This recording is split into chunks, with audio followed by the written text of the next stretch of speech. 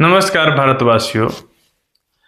आज फिर हम भारत का संविधान भाग 4 के अंतर्गत राज्य के नीति निर्देशक तत्व के बारे में हम जानेंगे, जो अनुच्छेद 36 से लेकर 51 तक है। 36 से लेकर 39 तक हम पढ़ चुके हैं पीछे। आज हम पढ़ेंगे 40, 41 और 42 क्या कहता है। तो अनुच्छेद 40 कहता है ग्राम पंचायतों का संगठन, यानी ग्राम पंचायत का संगठन में क्या क्या होगा। राज्य ग्राम पंचायतों का संगठन करने के लिए कदम उठाएगा और उसकी ऐसी शक्तियां प्राधिकार प्रदान करेगा जो उन्हें स्वायत्त शासन की इकाई के रूप में कार्य करने के योग्य बनाने के लिए आवश्यक हो।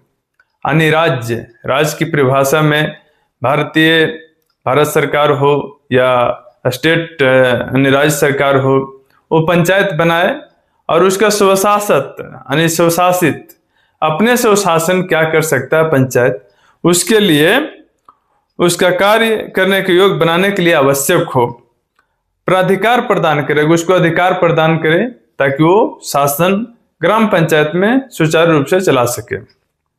अनुच्छेद 41 कहता है कुछ दशाओं में काम, शिक्षा और लोक सहायता पाने का अधिकार राज्य अपनी आर्थिक सामर्थ्य और विकास की सीमाओं के भीतर, यानी राज्य अपनी आर्थिक सामर्थ्य और विकास की सीमाओं के भीतर काम पाने के, शिक्षा पाने के और बेकारी, बुढ़ापा, बीमारी, निःशक्तता तथा अन्य अनर्ह अभाव की दशाओं में लोक सहायता पाने के अधिकार को प्राप्त कराने का प्रभावी उपबंध करेगा।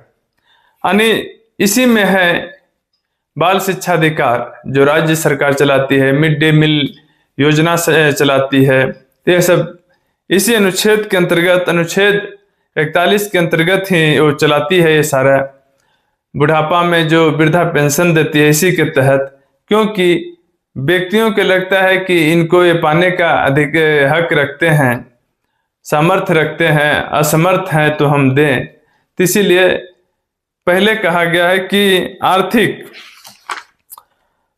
सामर्थ्य और विकास की सीमाओं में, यानी राज्य अपने आर्थिक सामर्थ्य कितना है उतना ही बांटे। ऐसे तो एक बात है अभी कि जो भी सरकार बनाती है तो बहुत ज्यादा सब कुछ फ्री कर देती है, तो जिससे आर्थिक बोझ राज्य पर पड़ता है तो राज्य सरकार के लिए बहुत घाटेमंद का सौदा होता है।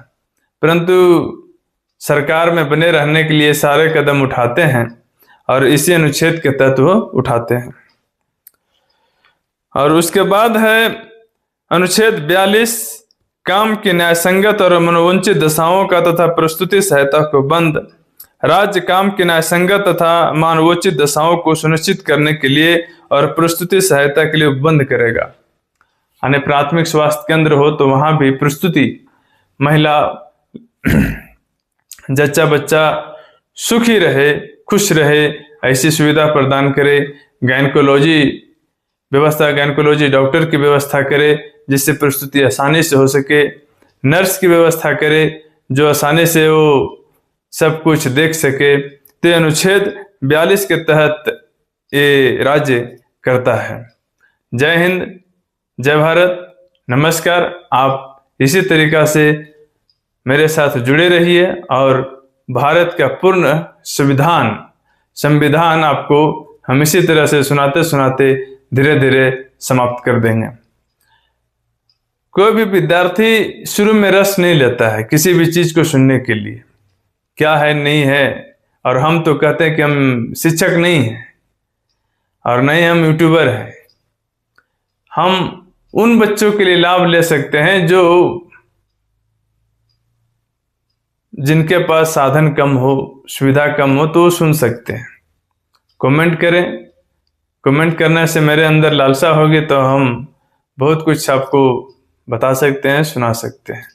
और खास बात यह है कि भारत के नागरिक को अपना संविधान जरूर जानना चाहिए। नमस्कार।